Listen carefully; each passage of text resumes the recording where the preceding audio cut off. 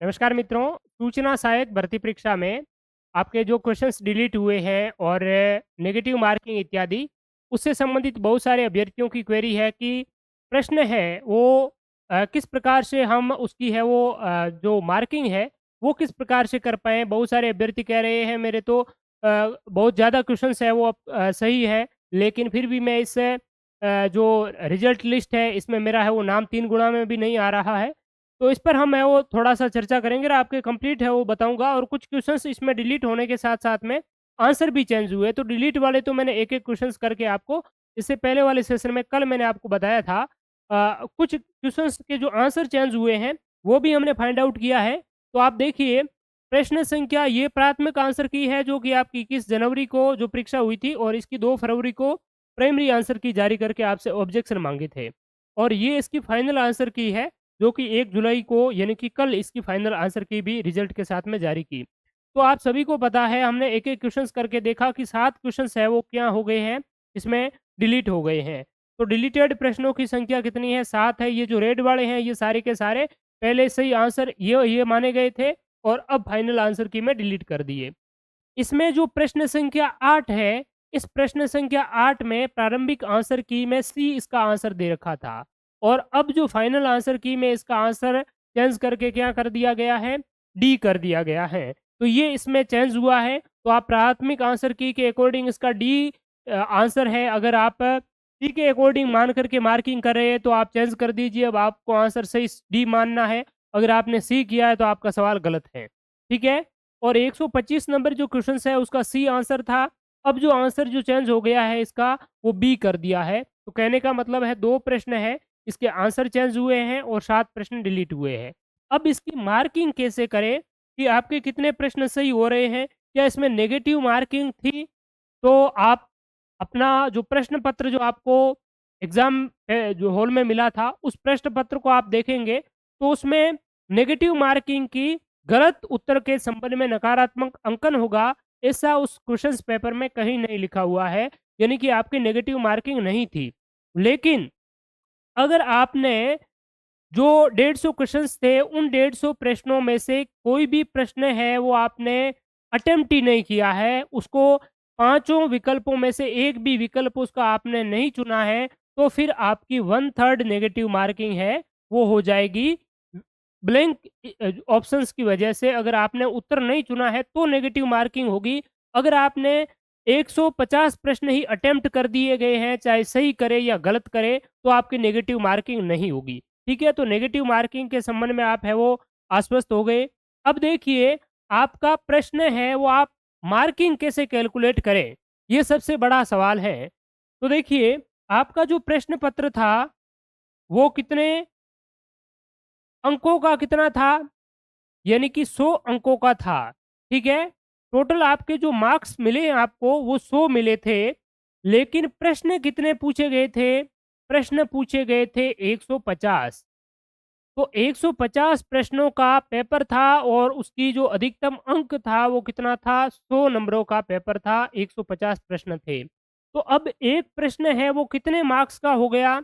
तो एक प्रश्न का जो वेटेज है वो कैलकुलेट करने के लिए हम 100 से 150 को मल्टीप्लाई करेंगे। तो इसको हम 2/3 लिख सकते हैं।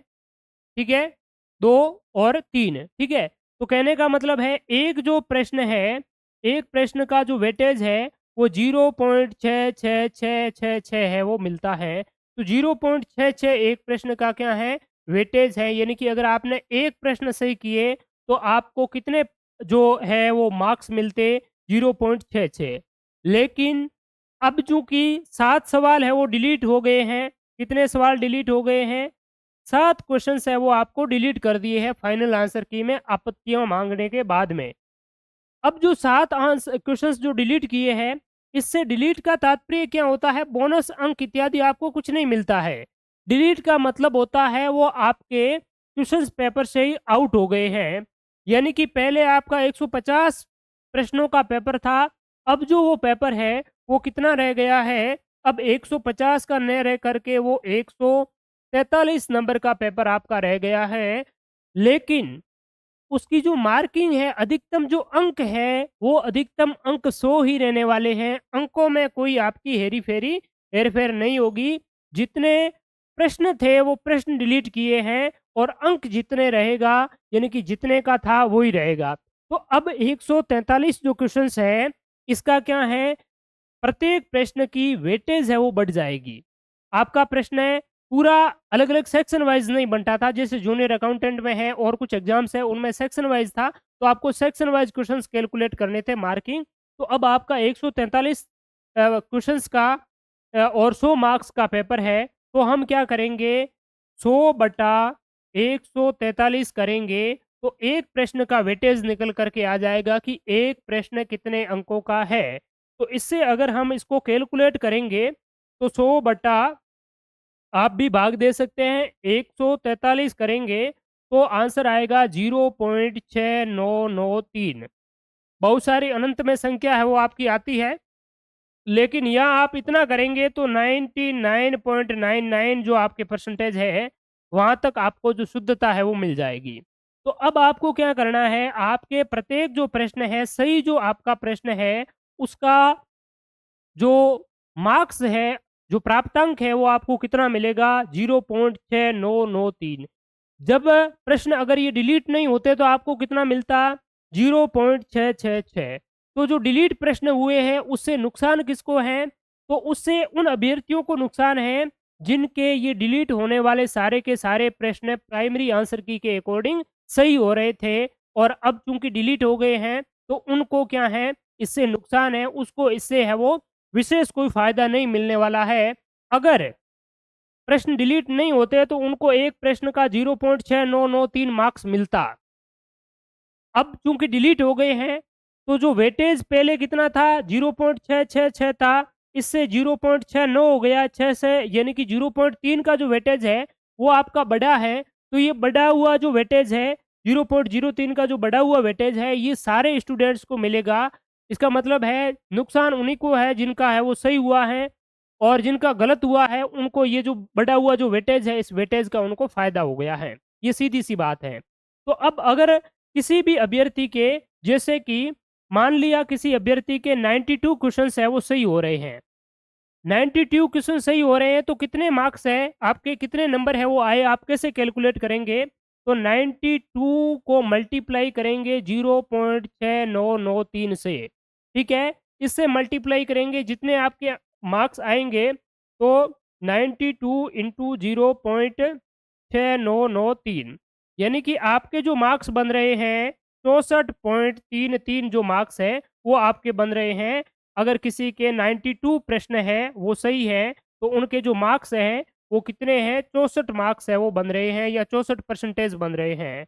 बहुत सारे अभ्यर्थी कह रहे हैं मैंने लिखा थंबनेल पे पिछले वीडियो में 73 परसेंटेज से प्लस जो आपकी है वो कट ऑफ गई है। तो ये परसेंटेज है या मार्क्स है, तो आप मार्क्स कहें या परसेंटेज कहें, परसेंटेज का मतलब होता है 100 से, ठीक है?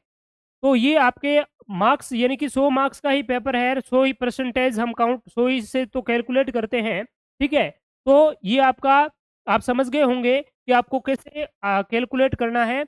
अगर आपने कोई भी जो आंसर है वो नहीं चुना है तो फिर आपका नेगेटिव मार्किंग चला जाएगा और 10% से अधिक अगर आपने ओएमआर खाली छोड़ दी है, कोई भी जो ऑप्शन है उसमें चूज़ नहीं किया है, यानी कि 15 प्रश्न आपने चूज़ नहीं किए हैं, तो फिर आप सीधे ही आपका रोल नंबर में इस रिजल्ट लिस्ट में नाम है वो नहीं आएगा, ठीक है? तो ये बात आप लोग इस जो फ़ॉर्मूले के साथ में आप है वो कैलकुलेट करें। अगर यहीं पर देखिए 143 से हम 0.6993 है, इससे गुणा करते हैं, तो हमारे पास में जो आंसर आता है 99.99, यानी कि ये इसका मार्क्स है टोटल, ठीक है? तो ये बात अच्छी तरीके से आप समझ गए होंगे और अब चूँकि आपके कोई डाउट है वो इस संबंध में नहीं रहे होंगे, फिर भी आपके कोई और क्वेरी हो तो ज़रूर बताएँ और इस जो आपकी रिजल्ट इत्यादि है, जो अप्रत्याशित जो कट ऑफ है वो जूनियर अकाउंटेंट में भी देखने को मिली, इसमें भी आपके है काफ़ी प्रश्न डिलीट किए गए हैं और जो 1-2 जो प्रश्न अभी आंसर जो चेंज किए हैं, तो इसमें भी आप फाइनल आंसर की के अकॉर्डिंग जो उसका आंसर है, ठीक है? उसके अकॉर्डिंग आप उनको है वो देखेंगे। तो धन्यवाद, बहुत-बहुत शुक्रिया। और भी आप आगामी भर्ती परीक्षाओं की अच्छी तरीके से तैयारी करना चाहते हैं या आगे भी आप अपनी जर्नी है वो जारी रखना चाहते हैं, तो ओम डिजिटल स्टडी मोबाइल एप्लीकेशन से और हमारे इसी प्लेटफ़ॉर्म से ज़रूर जुड़ें। बेहतरीन एग्ज़ाम ओरिएंटेड आपको शानदार जो है कंटेंट हम हमेशा के लिए प्रोवाइड करवाने के लिए कृत संकल्प हैं। तो thank you so much all of you, बहुत-बहुत धन्यवाद। और इस चैनल को आप सब्सक्राइब नहीं किया है, इसका परिवार का हिस्सा नहीं बना है तो ज़रूर बनें। और ये सारे आपके मास्टर क्वेश्चंस पेपर, आंसर की इत्यादि हमारे टेलीग्राम चैनल पर अवेलेबल हैं। Thank you so much all of you.